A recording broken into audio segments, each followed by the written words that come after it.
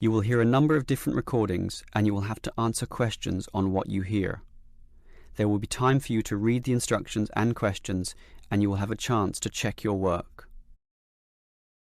All the recordings will be played once only. The test is in 4 sections. At the end of the test, you will be given 10 minutes to transfer your answers to an answer sheet. Now turn to Section 1. Section 1. You will hear 2 teachers, Andrew and Katie, discussing the coming excursion of their language class. First, you have some time to look at questions 1 to 6.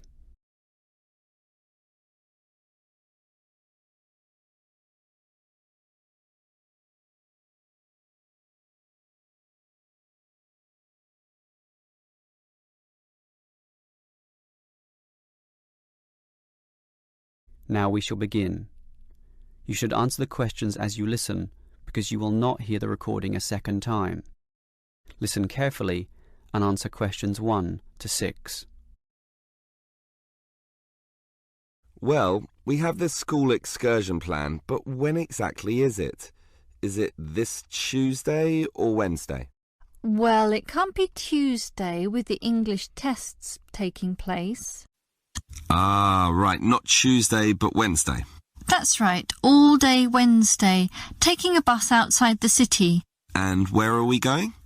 Last month we went to Arthur Island, so this time we're going to the animal park. Arthur Island was okay, but it was too cold. Let's hope the weather for this week's excursion is better. I don't suppose animals care about bad weather, but I certainly do. Have you heard the forecast? Yes, and it's not too bad. Basically, they're saying Monday will be sunny, but then the weather will change. Not so good. Yes, Tuesday we'll have some showers, but by Wednesday, the day of our excursion, it will be, well, their words are cold and cloudy. Cold and cloudy. Well, as long as it isn't wet and rainy, I'm happy enough. We won't need umbrellas, just warm clothing. And what time will we get there? Let's see, the bus picks us up at 8:30 a.m. and then it's an hour and a half on the road, so we arrive at 10 a.m. Sorry, with the 15-minute break, that will actually be 10:15 a.m. That's early enough. Then all our students can see the animals, have their fun, and do whatever they want to do. Well, one fun event planned that day is Birds of Prey. What's that? That's when they bring out several birds of prey, eagles, falcons, kites, those sorts of birds, and throw pieces of meat into the air, and the birds swoop down and eat them. It's quite impressive. Sounds great. Birds of prey. Are there any other activities? There's a catered lunch at the park restaurant. We've already paid for that. And in the afternoon there's... Well, I had a choice between the reptile display and the koala handling. In the reptile display, the students can handle live pythons and various other snakes. Surely they'd rather hold koalas. I'm sure, but the koalas can't be handled unless the weather's sunny, and given the forecast, I thought it better to choose the reptile display. That's a shame. These Asian students would love the koala handling. Yes, I know, but we can't control the weather. And then we get back. What time will that be? We leave the park at 4:30, but then we face traffic, so we won't get back until well after 6 p.m. It will most likely be 6:30, but that's better than the last trip. We didn't get home until 8:30 that time. Yes, that was a bit too late, wasn't it?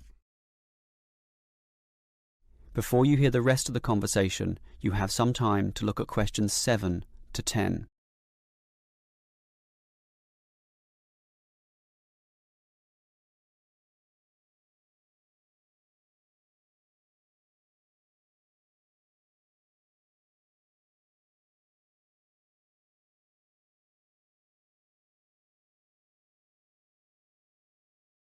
Now listen and answer questions 7 to 10. Andrew, I understand you've been doing some research regarding the breakdown by nationality of our student body. That must have produced some interesting results. You're right. I got some statistics from head office. I would imagine that most of our students are either Japanese or Chinese. You imagine right. But it's the Chinese who constitute the majority, but only just.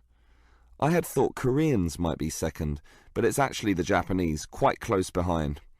It's somewhat surprising, but obviously all those study tours that our university markets in Japan are bringing in students. What's the breakdown exactly? Japanese are a quarter of the whole, which is considerable. Last year they were only 16%, so that market has grown nicely.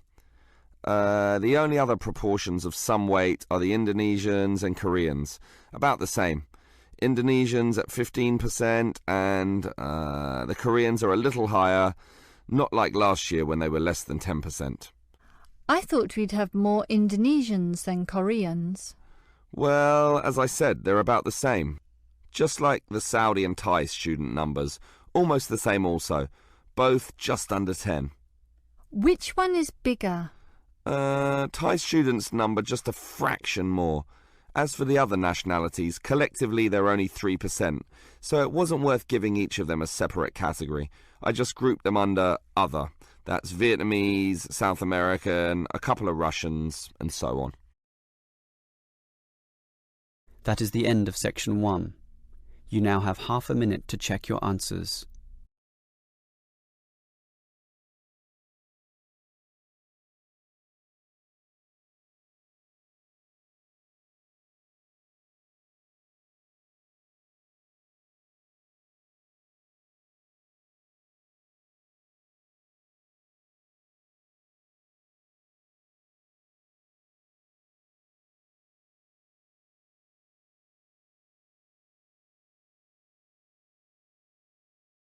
Now turn to section 2. Section 2. You will hear a representative from Easy Travel Travel Agency explaining to some customers the benefits of her company. First, you have some time to look at questions 11 to 15.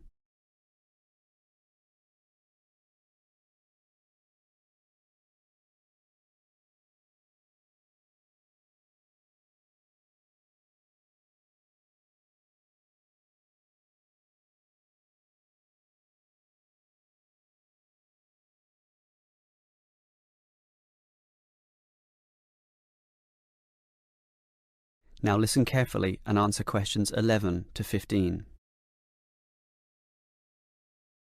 Hello everyone. Now you're here because you're interested in travel, right? And you're in the right place. For at Easy Travel we have the best deals for the best locations.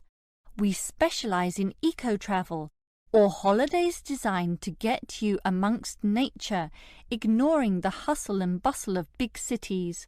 So whether you want to hike in Nepal, as many people do, or follow some jungle paths in the rainforests of Queensland, we can give you the best deal.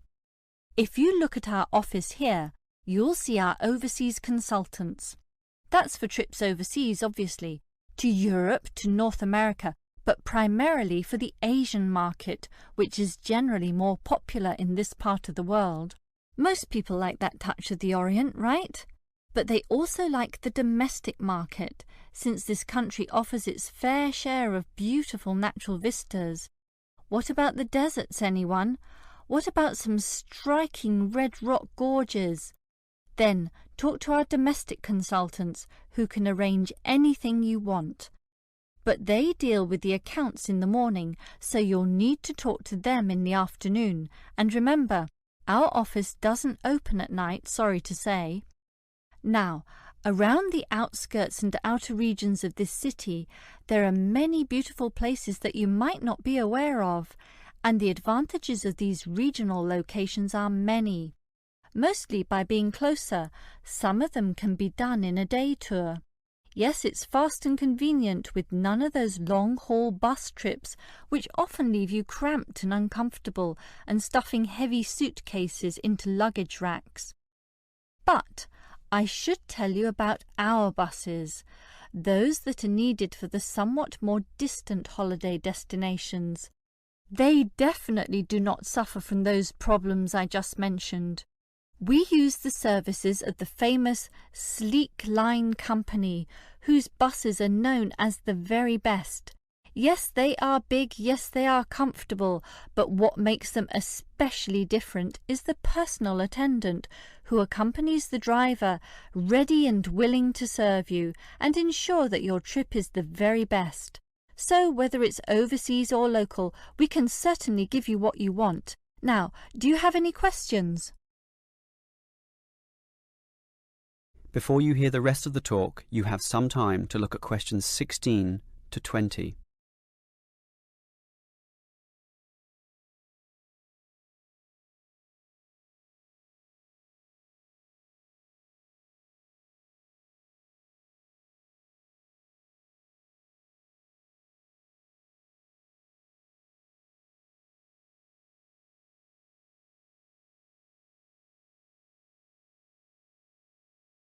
Now listen and answer questions 16 to 20. Right, let me orient you to our main Easy Travel office here. On this table right beside us are travel magazines for you to browse through, and on the wall next to that are many more for all parts of the world. Our 4 travel consultants sit over there on the other side of that long counter. That's right, 4 of them, side by side, all serving various regions. Now, let me tell you their specific functions. Firstly, the consultant on the left, next to the plant, is the local tours consultant, serving tours in the immediate vicinity of this city. Next to her is what we call regional tours, targeting the statewide options. Next to her is the interstate tours, and that can involve either buses or planes. In the former case, utilising the Sleek Line bus service, as you know. And finally, next to her in the corner is General Inquiries, which is self-explanatory. If you have questions of a general nature, rather than one relating to specific destinations, you can go there. Now, as I said, we can do international tours, and for that you need our big office, just through that door, the one between those 2 plants. However, if your international tour is in the Asian region, which is generally our most popular option, then we deal with that in a separate room, the one opposite international tours, but not the corner one. Just go through that door on the left, the one next to that cupboard.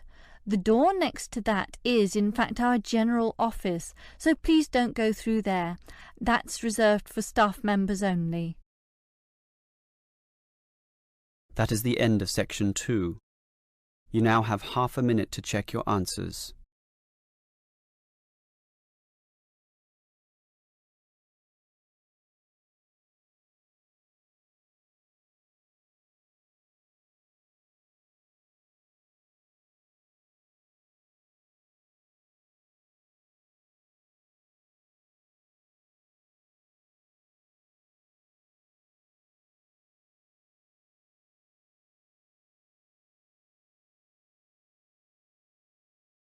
Now turn to section 3.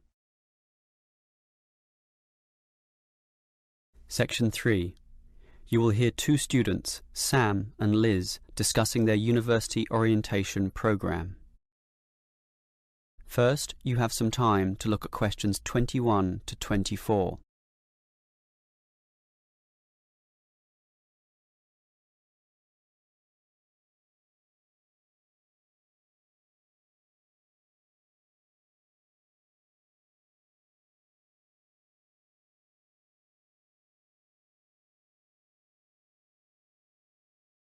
Now listen carefully and answer questions 21 to 24. Hi Liz, how do you feel about starting university here? A little bit nervous, but I'm confident I can handle it. This orientation programme seems like it will help us a lot. Sure. I'm looking at the timetable here myself. It seems that there are choices available. I can see. So, what are you going to do Monday afternoon? In the morning we all have the opening lecture, but it looks like we have a choice later that day, as you said. Well, the careers lecture might be helpful, but I am interested in the uni tour. It's probably too early to be thinking of careers now anyway, and I want to know what's what at this new university, so I'm doing the tour. All right, I'll come along with you. Might learn something interesting. After all, we haven't seen much of this place yet, and we will be spending 4 years here. Tuesday is another full day too. In the afternoon there's a lecture about study skills, but that morning offers another choice. Library tour or student union induction? What do you think? I think the student union is very important, but we can go there any time, right? So we should take advantage of the library tour while it's being offered. Maybe the week after, you and I can go to the student union. Library it is then. Now, Wednesday has a free session in the morning, but after lunch there's a choice between visiting the computer lab or attending a lecture on our legal rights. Well, law and rights are important, but computers are the basis of everything these days, so I'm going to the computer lab. Don't you think knowing our legal rights is equally, if not more important? We live in a very litigious and complex society now. Sure, but it's something we can pick up later, so let's leave that one out. OK. Let me see the timetable. Thursday is a free day, and the week winds up with some celebrations on Friday afternoon. It looks like a fun choice too. There's either a barbecue on the main lawn or the dance. I never pass up the chance to eat something. What about you? If I can get a free meal, I'll take it any day, and I'm not good at dancing anyway. Well, that's that decided, right? Right. Before you hear the rest of the conversation, you have some time to look at questions 25 to 30.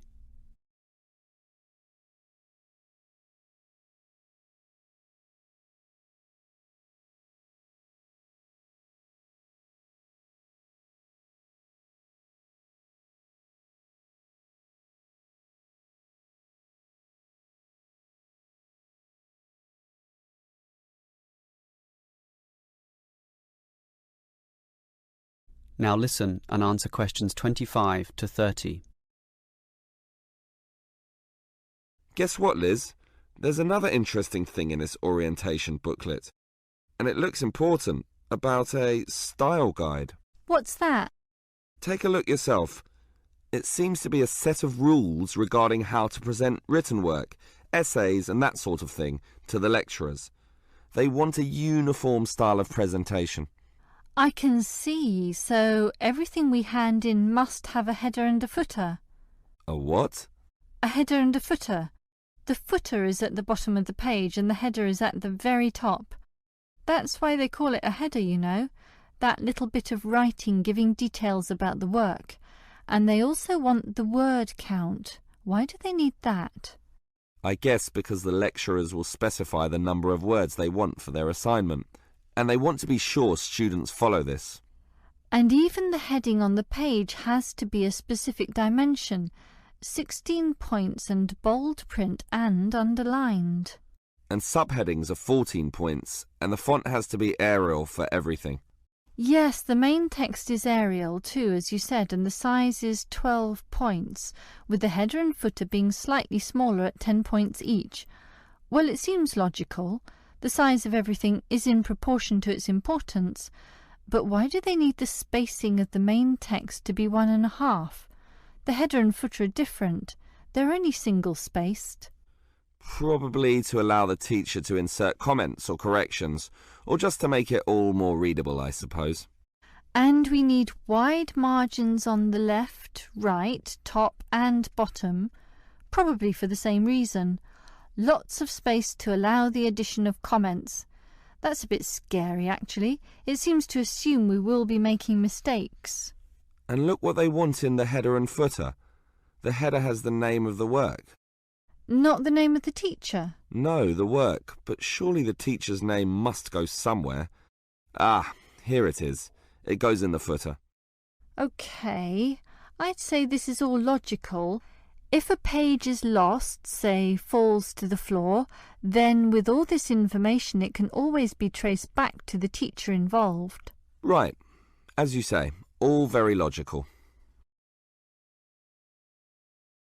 That is the end of section 3. You now have half a minute to check your answers.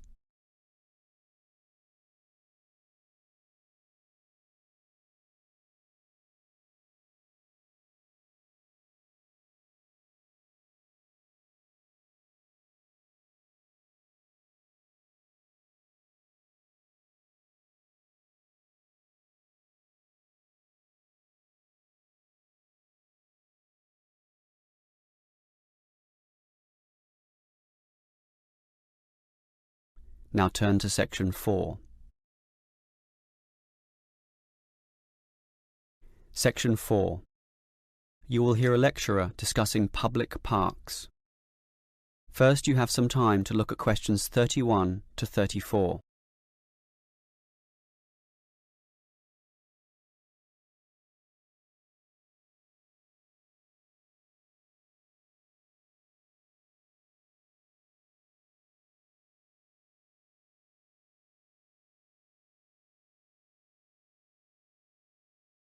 Now listen carefully and answer questions 31 to 34. Most of us are familiar with a local park. We spend time there, play there, and have some of our best memories in these places. But what is a park? Basically, it can be defined as a natural, or at least semi-natural, piece of land, planted with a variety of trees, bushes and flowers, protected and reserved for the enjoyment of all citizens. There are usually regulations about the sorts of behaviour that can take place within, and sometimes there are facilities such as children's playgrounds or fields for ball games and other sorts of activities. For this reason, if there is grass, it is kept short, and this also discourages the breeding of insect pests. A well-maintained park actually needs a lot of people to look after it, and more so if the park showcases special plants, flowers or trees, in which case it is called a botanic garden. In complete contrast, if the park is big and remote enough, it is sometimes designated as a wilderness park, to be left completely alone and untouched, protected from all development in order to allow wild species, both plant and animal, to live undisturbed. But it is the urban park, the sort of park that most people are familiar with, that I want to talk about now. These preserve natural landscapes for the pleasure of the urban population, most commonly just for passive recreation. In other words, allowing people just to observe the trees and lie in the grass, and such passive recreation is certainly needed. Before you hear the rest of the lecture, you have some time to look at questions 35 to 40.